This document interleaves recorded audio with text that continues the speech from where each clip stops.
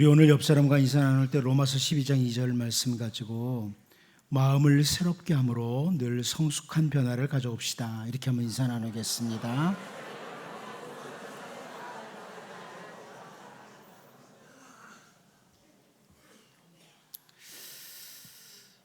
우리가 작년에 그 2017년도에 종교개혁 500주년을 맞으면서 교회 그 표까지도 종교개혁과 맞물려서 잡고 1년을 지냈습니다. 종교개혁과 맞물려서. 자, 그래서 이제 우리는 충분히 개혁의 후예들로서 아주 충분히 개혁된, 완전하게 개혁된 사람들이냐, 개혁을 완성한 우리 교회 혹은 조국 교회의 모습인가? 결코 그렇지 않습니다. 종교 개혁들이 외쳤던 중요한 슬로건들 중에 하나가 개혁된 교회는 항상 개혁되어야 된다. 개혁된 교회는 항상 계속해서 개혁을 해나가야 된다. 이것입니다. 우리도 모르는 사이에 우리들 자신 혹은 우리 조국 교회는 너무나 캄캄하기만 했던 그 중세 교회를 참 많이 닮아 있습니다. 여러분들도 아마 그런 느낌을 받을 수 있는 분들이 많겠지만, 목사의 눈으로 이 시대 우리 조국 교회의 모습을 바라보다 보면 어쩌면 이렇게 중세, 그 암흑에 가득 찼던 그 중세 교회와 이렇게 많이 닮아 있을까?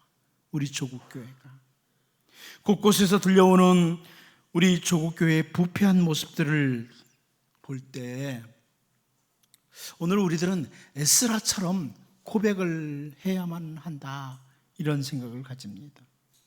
학사 에스라는 에스라 9장 6절에서 말하기를, 나의 하나님이여, 내가 부끄럽고 낯이 뜨거워서 감히 나의 하나님을 향하여 얼굴을 들지 못하오니 이는 우리 죄악이 많아 정수리에 넘치고 우리 허물이 커서 하늘에 미침이니이다. 에스라가 이런 고백을 했습니다. 하나님의 크고 놀라운 은혜를 받고도 죄에 빠진 이스라엘 백성들의 모습, 그 모습을 보면서 에스라가, 하나님, 내가 부끄럽고 낯이 뜨거워서 감히 하나님을 향해서 얼굴을 들 수가 없습니다. 이런 고백을 했습니다. 우리 조국교회 어떻습니까? 사실 우리 조국 땅에 복음이 들어오고 교회가 생기면서 하나님의 은혜로 이제 조국과 조국교회가 이만큼 섰습니다. 은혜였습니다. 정말 돌아보면 하나님의 은혜였습니다. 그런데 우리의 모습, 우리의 민낯을 보면 정말 낯이 뜨거워서 감히 하나님 앞에 얼굴을 들지 못할, 이게 바로 조국교회의 모습입니다. 그런데 우리가 오늘 살펴보는 이 선지자 아모스의 시대, 이 시대도 이 성경을 가만히 바라보다 보면 참 어두운 시대였다, 이것을 충분히 볼 수 있습니다. 선지자 아모스는 아모스 1장에서부터 그 이스라엘의 변경에 있던 나라들, 이스라엘의 이웃에 있던 나라들, 다메섹, 가사, 두로, 에돔, 암몬, 모압, 이들의 죄를 언급을 하면서 그 이스라엘 주변 나라들이 아주 어둠으로 가득 찼다, 너희들 하나님의 진노가, 하나님의 심판이 임박했다, 이런 표현을 이 아모스 1장에서 볼 수 있습니다. 그런데 거기서 끝나는 것이 아니라 아모스 2장 4절 말씀을 보면 여호와께서 이와 같이 말씀하시되, 유다의 서너 가지 죄로 말미암아 내가 그 벌을 돌이키지 아니하리니 이는 그들이 여호와의 율법을 멸시하며 그 율례를 지키지 아니하고 그의 조상들이 따라가던 거짓 것에 미혹되었음이라, 이런 표현을 해줍니다. 유다도 역시 하나님의 택한 백성이라고 하는 유다라는 나라에도 이런 죄가 있다, 이런 지적을 하는 거죠. 남쪽 유다입니다. 그럼 북쪽 이스라엘은요? 북쪽 이스라엘도 마찬가지입니다. 아모스 2장 6절을 보면 여호와께서 이와 같이 말씀하시되, 이스라엘의 선악가지 죄로 말미암아 내가 그 벌을 돌이키지 아니하리니 이는 그들이 은을 받고 의인을 팔며 신 한 켤레를 받고 가난한 자들을 팔며 그들의 실상을 이렇게 지적을 합니다. 북이스라엘의 죄도 지적하면서 이 죄에 대해서 하나님이 심판하지 않겠느냐 이런 지적을 하죠. 하나님의 백성들이 하나님께 큰 은혜를 받고 살고 있음에도 불구하고 죄의 길로 달려가는, 죄에 익숙해진 어두움으로 가득 찬 모습, 이런 모습을 보면서 선지자 아모스가 아모스 5장 7절에서 이런 표현합니다. 정의를 쓴 쑥으로 바꾸며 공의를 땅에 던지는 자더라. 정의를 쓴 쑥으로 바꾸며 공의를 땅에 던지는 자더라. 이렇게 부릅니다. 그러니까 선지자 아모스 때에도 역시 정말 불의가 가득하고 불법이 자행되는 시대, 마치 중세 시대와 다를 바 없이 암울하고 어두운 시대였다는 것을 충분히 볼 수 있는 거죠. 제가 자주 말씀드렸던 것 중에 하나가 개혁이라는 단어입니다. 개혁, 영어로 리폼이라고 혹은 리포메이션이라고 합니다.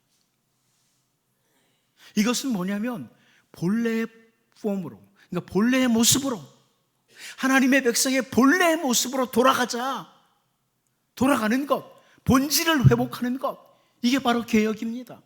하나님의 백성은 원래 이래야 된다. 하나님의 은혜를 받은 백성은 이렇게 살아야 된다. 그 모습으로 돌아가는 것이 바로 개혁입니다. 개혁은 본래의 모습으로 돌아가는 거다. 이제 오늘 종교개혁 주의를 맞으면서 선지자 아모스가 그 시대의 개혁을 외쳤던 그 메시지를 좀 살펴보면서 우리들도 다시금 주님의 말씀을 따라 항상 개혁해가는, 계속해서 개혁해가는, 그래서 하나님이 보시기에 기뻐하시는 이런 주님의 백성들을 종교개혁의 후예들로 우리가 설 수 있기를 바랍니다. 첫 번째로 선지자 아모스는 하나님을 찾으라고 이렇게 외치고 있습니다. 하나님을 찾으라. 오늘 본문 4절 말씀 같이 한번 읽어보도록 하겠습니다. 같이 봅니다. 시작. 여호와께서 이스라엘 족속에게 이와 같이 말씀하시기를 너희는 나를 찾으라 그리하면 살리라. 자, 여기 하나님께서 선지자 아모스를 통해서 하시는 말씀이 먼저 누구에게 선포되고 있냐면 이스라엘 족속에게 선포되고 있습니다. 이스라엘 족속에게. 이 이스라엘 족속이라는 이 단어 히브리어를 직역하면 이스라엘 지배계입니다. 이스라엘 지배계. 이 표현은 상당히 놀라운 표현이에요, 여러분. 이스라엘 집, 다시 말하면 이스라엘 백성들은 자기들이 언제나 하나님을 잘 찾고 있다고 이렇게 생각을 했습니다. 우리는 하나님을 늘 찾는 백성들이야. 저 이방 나라 백성들은 하나님 찾지 않는 백성들, 그러나 우리는 하나님을 잘 찾는 백성이라고. 그들이 절기 때가 되면요, 이스라엘이 지켜야 될 절기들이 있죠. 절기 때가 되면 수많은 희생 제물을 가지고 하나님께로 나아갔습니다. 수많은 희생 제물을 가지고. 구약 학자들에 의하면 선지자 아모스 시대만큼 그렇게 많은 동물들이 희생 제물로 바쳐진 적은 없었을 거라는 이런 표현을 합니다. 선지자 아모스 때만큼 그렇게 많은 희생 제물을 드렸던 때는 없었던 것 같다. 그런데 하나님께서는 선지자 아모스를 통해서 이스라엘 집 백성들, 이스라엘 백성들이 나를 찾아라, 하나님을 찾으라고 이렇게 선포를 하십니다. 여러분, 이 찾으라는 단어요, 찾는다는 단어는요, 탐구한다, 조사한다, 문의한다, 이런 의미의 단어예요. 찾으라, 탐구해라, 조사해라, 문의해라, 이런 의미의 단어입니다. 결국 이 말씀은 무슨 의미냐면 어떻게 살아가는 것이 하나님의 은혜를 받은 백성으로서 살아가는 삶인지, 의롭고 의롭고 구별되고 거룩한 삶인지를 잘 탐구해라. 잘 조사해서 정말 하나님이 기뻐하시는 삶으로 바꾸어라. 이런 의미예요. 하나님을 찾는다는 것은 너희들이 대단한 짐승을 가지고 오고 이것보다 그 이전에 하나님이 어떤 분이시냐, 하나님 앞에 어떤 삶이 옳으냐, 이걸 잘 탐구해서 연구하고 조사해서 하나님 앞에 나와라. 이런 의미라는 거죠. 자기들 하고 싶은 대로 하나님께 예배하는 것, 이게 아니라는 거예요. 하나님의 말씀이 아주 분명하게 보여주시고 있는 그대로 하나님을 올바로 알고 하나님은 무엇을 기뻐하시는지 이것을 알고 하나님 앞에 나와라. 이런 의미입니다. 이방 사람들이 자기들의 거짓신을 찾듯이 막 어떤 특별한 방법, 화려한 방법을 가지고 찾으라는 그런 것도 아니고 내 생각에 좋은 대로 하나님을 찾는 것도 아니라 하나님께서 그 백성들에게 주신 말씀을 따라 하나님을 올바로 알고 찾으라. 이런 말씀입니다. 여러분, 약 500년 전 종교개혁자들이 강력하게 외쳤던 슬로건 하나가 바로 솔라 스크립투라입니다. 솔라 스크립투라. 오직 성경으로. 오직 성경으로. 성경을 붙들라고. 성경 말씀을 따라 하나님을 찾으라고. 이렇게 외쳤던 겁니다. 여러분, 중세 암흑 시대에 말씀이 땅에 떨어졌습니다. 성경이 땅에 떨어져서 사람들이 성경을 모르고도 그냥 자기네들은 다 신앙생활 잘한다고 생각을 했습니다.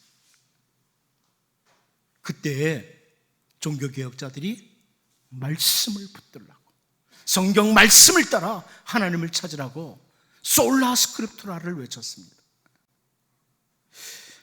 오늘 이 우리가 가진 개역개정성경에 너희는 나를 찾으라 그리하면 살리라 이렇게 번역을 했습니다.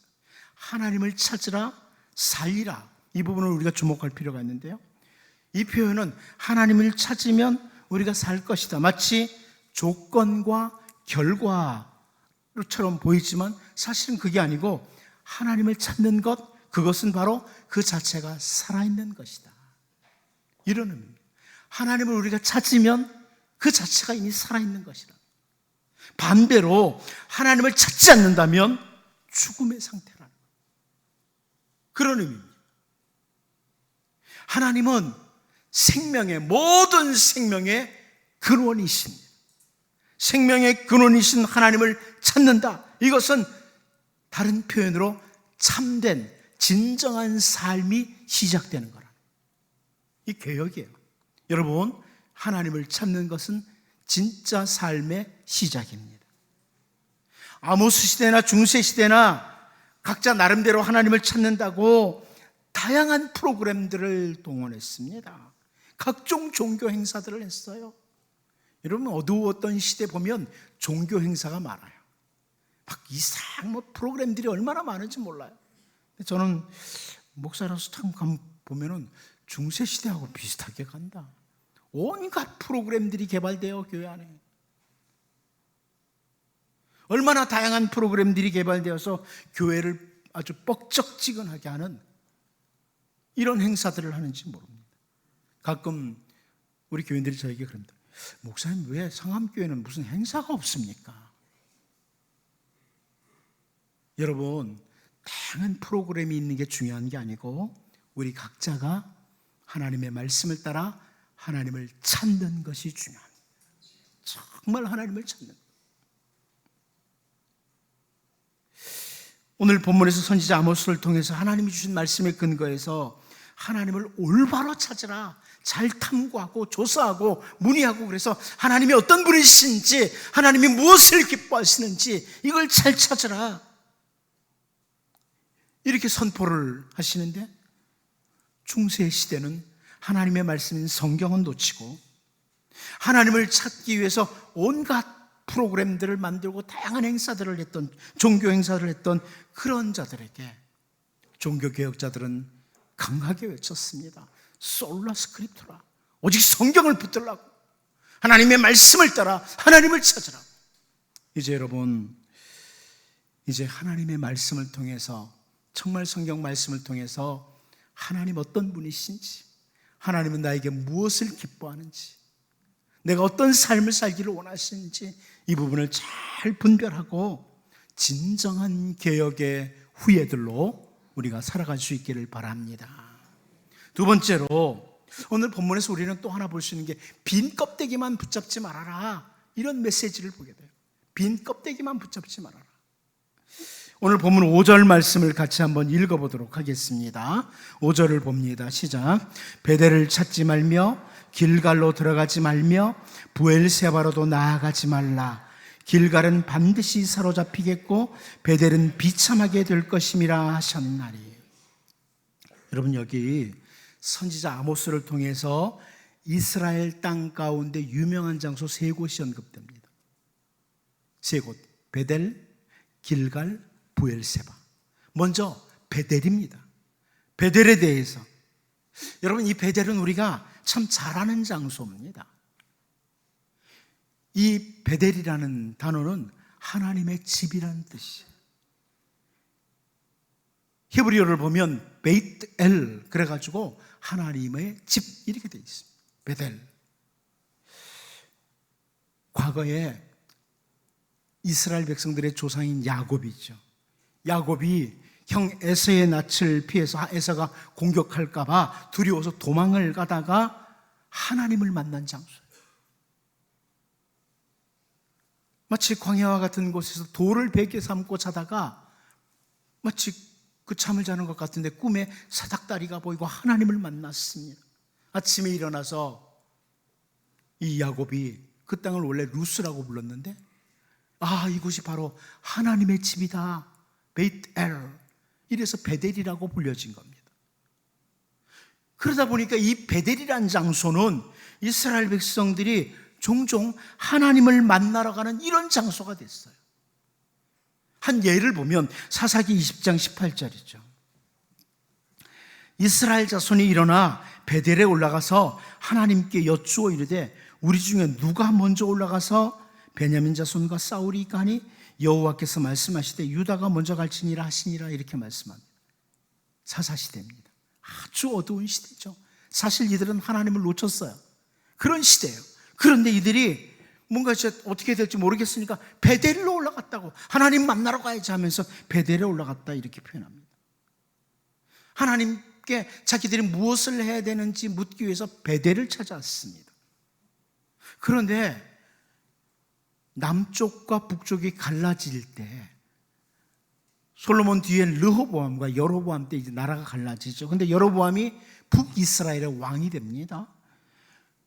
북이스라엘 왕 여로보암이 이 백성들이 남쪽 유다 왕에게 다 넘어갈까 봐 그 베델이라는 지역에다 금송아지 우상을 만들어 놨습니다. 금송아지 우상을 만들어 놓고 아주 금으로 큰 우상, 송아지 우상을 만들어 놓으니까 번쩍번쩍하지 않습니까? 이게 바로 너희들을 인도한 신이라고, 이래서 사람들을 속게 만들죠. 하나님의 진노의 장소가 된 겁니다, 베델이. 그럼에도 불구하고 이스라엘 백성들은 베델에 가면 하나님 만날 거야, 이렇게 한 겁니다. 우상숭배의 땅으로 변해버린 거기에도 베델에 가면.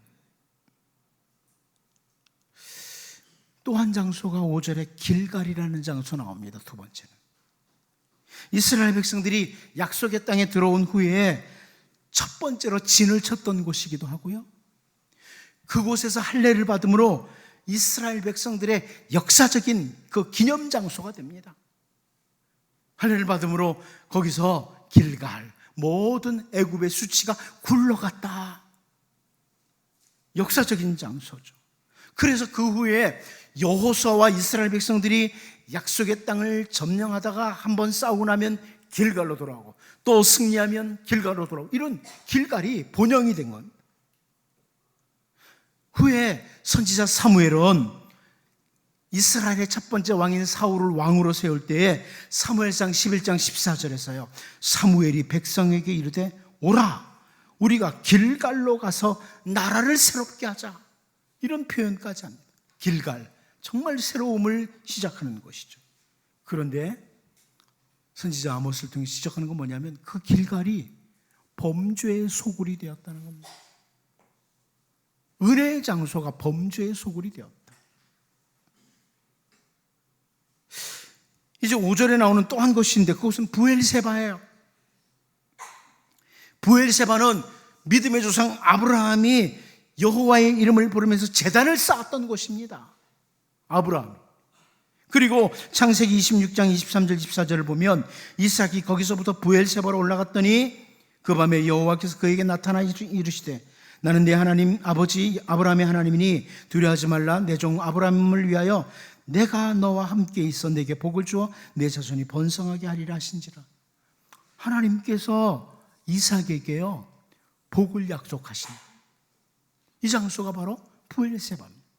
또 창세기 46장 1절 2절을 보면 이스라엘이 야곱을 가리킵니다. 모든 소유를 이끌고 떠나 부엘세바에 이르러 그의 아버지 이삭의 하나님께 희생제사를 드리니 그 밤에 하나님이 이상 중에 이스라엘에게 나타나 이르시되 야곱아 야곱아 하시는지라. 야곱이 이르되 내가 여기 있나이다 하며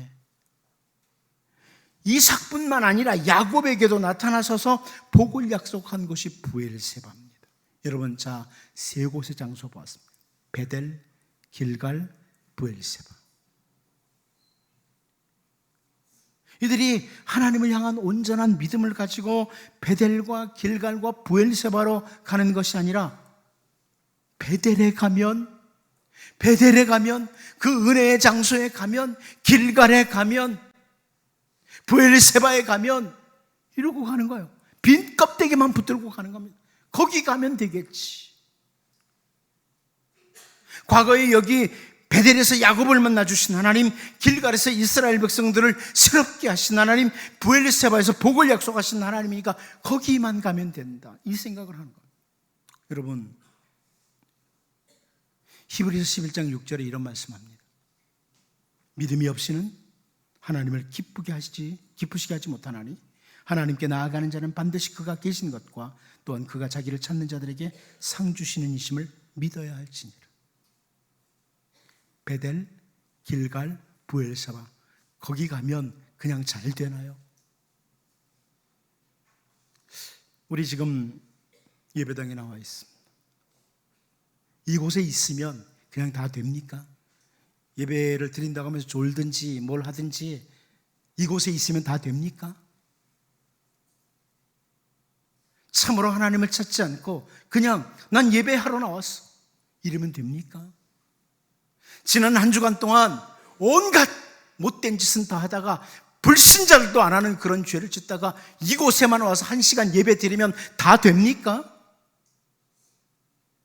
절대로 아니라.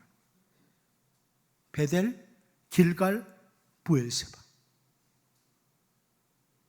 여러분이 그러면 이곳 예배당이 아니라 저 이스라엘 가서 베델에 가면 그냥 모든 게 다 깨끗이 끝납니까? 잘 됩니까? 장소만 붙들고 나가는 것, 이것 아니라는 거예요. 정말 하나님을 믿는 믿음으로 나아가야 돼요. 여러분, 과거에 이곳에서 어떤 사람이 기도하다가 엄청난 은혜를 받았을 수 있어요. 말로 표현할 수 없는 기도의 응답을 받았을 수 있습니다. 그러면 여기만 오면 됩니까? 종종 사람들은 기도원에 가면 은혜가 쏟아진다고. 그럼 기도원에만 가면 모든 게 해결됩니까? 장소가 중요한 게 아니라는 거예요. 빈 껍데기만 붙들지 말라는 거예요. 베델이나 길갈이나 부엘세바까지 가는 수고 혹은 그곳에서 대단한 열심 있는 종교 행위, 그렇다고 하나님 만날 수 있는 게 아니라 하나님을 향한 믿음 가지고 나아가라. 하나님 살아계신 하나님, 하나님을 진심으로 찾으면 그들에게 상 주시는, 보상해 주시는 하나님, 그 하나님 만나라는 겁니다. 오늘날 수많은 예배당이 있습니다. 종교 행위만 하면 끝난다, 그게 아니라는 거예요. 중세시대에 대단한 열정과 함께 정말 여러분 유럽에 가보십시오. 화려한 그 성당들이 얼마나 많은가. 성당을 화려하게 지어놓으면 하나님이 은혜 줄 거라고 그래서 그들은 그렇게 했어요. 각종 종교 행사했습니다. 헌금도 많이 드리고 금식도 하고 고행도 하고 온갖 수고를 했는데 다 빈 껍데기라는 거예요. 종교개혁자들이 바로 그때 종교개혁자들이 외쳤던 것이 바로 솔라 피데예요. 오직 믿음으로, 오직 믿음으로. 아모스 시대에 빈 껍데기를 붙들고 행동했던 것과 중세 시대에 온갖 빈 껍데기들을 붙들고 하는 열심들, 그런데 이게 오늘 이 시대에 어쩌면 우리 조국교회에서 재현되고 있고요, 많은 사람들에게서 발견되는 겁니다. 종교개혁주를 맞으면서 다시금 우리의 믿음을 새롭게 살아계신 하나님, 그 하나님 앞에서 믿음으로 사는 삶은 무엇인지 이것들을 잘 확인하고 하나님을 올바로 찾는 개혁의 후예들로 우리가 살 수 있기를 바랍니다. 마지막 한 가지 더 보면 하나님의 임하심입니다. 하나님의 임하심. 오늘 보면 6절을 같이 한번 읽어보도록 하겠습니다. 같이 봅니다. 시작. 너희는 여호와를 찾으라. 그리하면 살리라. 그렇지 않으면 그가 불같이 요셉의 집에 임하여 멸하시리니 베델에서 그 불들을 끌 자가 없으리라. 다시 강조되는 것이 하나님을 찾으라는 거예요. 정말 하나님을 찾으라. 하나님을 올바로 찾으라. 그리고 참다운 삶, 진정한 삶, 생명을 얻는 자가 되라, 이런 말씀이죠. 자, 그런데 하나님의 말씀, 오직 말씀을 따라 올바로 하나님을 찾지 아니할 때 베델과 길갈이나 브엘세바라는 빈 껍데기만 붙잡고 종교 행위를 하지만 믿음으로 하나님을 올바로 찾지 아니할 때 어떤 일이 일어날 것이라고 말씀하냐면 하나님께서 불같이 요셉의 집에 임하신다. 요셉의 집, 이스라엘을 가리키는 겁니다. 이스라엘에 임하실 것이다. 하나님을 찾지 않고 죄 가운데 살아가는 자들, 그 살아있는 자가 아니라 죽은 자의 모습으로 살아가는 그런 사람들에게 하나님은 심판하시는 하나님으로 임한다, 이런 의미죠. 하나님은 심판하시는 분으로 임하신다. 그런데 여러분, 이사야 24장 21절 22절을 보면 그날에 여호와께서 높은 데에서 높은 군대를 벌하시며 땅에서 땅의 왕들을 벌하시리니 그들이 죄수가 깊은 옥에 모임같이 모이게 되고 옥에 갇혔다가 여러 날 후에 형벌을 받을 것이라, 이런 하나님이 심판하시는 모습을 그려내고 있거든요. 그런데 우리가 좀 더 주목해야 될 부분은 바로 다음 절입니다. 이사야 24장 23절인데요 그때 달이 수치를 당하고 해가 부끄러워하리니 이는 만군의 여호와께서 시온산과 예루살렘에서 왕이 되시고 그 장로들 앞에서 영광을 나타내실 것임이라, 이런 표현합니다. 이게 무슨 말씀입니까? 범죄한 백성들이 하나님 심판의 하나님으로 임하시는데, 그러나 심판의 하나님은 영광스러운 분이다, 이걸 강조합니다. 심판하시지만 심판하시는 하나님은 영광스러운 분이다, 이걸 선지자 이사야를 통해서 그려내고 있습니다. 또 한 곳 신약성경에서 사도 바울이 고린도전서 10장 31절에서 주신 말씀 우리가 잘 압니다. 그런즉 너희가 먹든지 마시든지 무엇을 하든지 다 하나님의 영광을 위하여 하라, 이렇게 표현합니다. 하나님의 백성들이 모든 삶을 통해서 하나님의 영광을 드러내는 자로 살라는 겁니다. 하나님이 심판주로 임하셔도 하나님은 영광을 받으십니다. 그런데 우리는 이 세상에 살면서 종교개혁의 후예들은 말을 하든 행동을 하든 삶을 살든 무엇을 먹든 마시든 하나님의 영광을 위해서 해라, 이렇게 말씀합니다. 삶이 하나님의 영광을 드러내야 된다, 이런 말씀이죠. 저에게 종종 어떤 분들이 와서 목사님, 술 먹지 말라는 말 없지 않습니까? 저한테 그런 사람들이 있어요. 그럼 제가 꼭 자세히 설명하고 싶지는 않고 그런 것에 대해서 제가 술 마실 때 하나님 영광 되시거든 하세요. 술 마시는데 하나님이 고맙다, 너로 인해서 내가 드러난다, 그러거든 마시라고. 네. 여러분, 선지자 이사야를 통해서 주신 말씀을 통해서 세상에 사는 동안에 우리를 돌아봐야 돼요. 우리가 하나님 백성답게 살지 못하고 죄 가운데 어두움 가운데 살아가면 하나님 심판의 주님으로 임하셔요. 그렇지만 하나님 영광 받으셔요. 그러나 사도 바울을 통해 주신 말씀처럼 우리의 모든 삶을 통해서 내 말하는 것이든지 행동하는 것이든지 모든 삶을 통해서 하나님의 영광이 드러날 수 있도록 해야 된다. 이것이 바로 개혁이라는 거죠. 종교개혁자들이 외쳤던 또 하나의 슬로건이 있습니다. 솔리 데오 글로리아. 오직 하나님께 영광을. 하나님의 영광을 위해서. 여러분, 우리가 범죄하고 죄를 지음으로 하나님의 심판이 임하고 하나님이 영광을 받으시는 그런 것이 아니라 우리의 모든 삶을 통해서 하나님의 영광을 드러내는, 하나님 기쁘시게 하는 이런 종교개혁의 후예들로 우리가 살 수 있기를 바랍니다. 기도하겠습니다. 하나님 아버지, 오늘 종교개혁주의를 맞으면서 우리를 다시 한번 돌아보게 하시고 하나님의 말씀 통해서 하나님을 올바로 찾는 진정한 개혁의 후예들로 살게 하여 주옵소서. 빈 껍데기만 붙들고 종교 행위들만 반복하는 자들이 아니라 하나님을 향한 올바른 믿음 가지고 하나님을 절대적으로 믿으며 하나님을 찾는 개혁의 후예들로 살게 하시고, 우리가 범죄함으로 심판주로 하나님이 임하시고 하나님의 영광 무섭게 나타나는 것이 아니라 우리의 모든 언행 삶을 통해서 하나님의 영광을 드러내는 은혜 입은 자로서의 하나님의 백성의 삶을 삶으로 개혁의 후예들로 살게 하여 주옵소서. 예수님의 이름으로 기도하옵나이다. 아멘.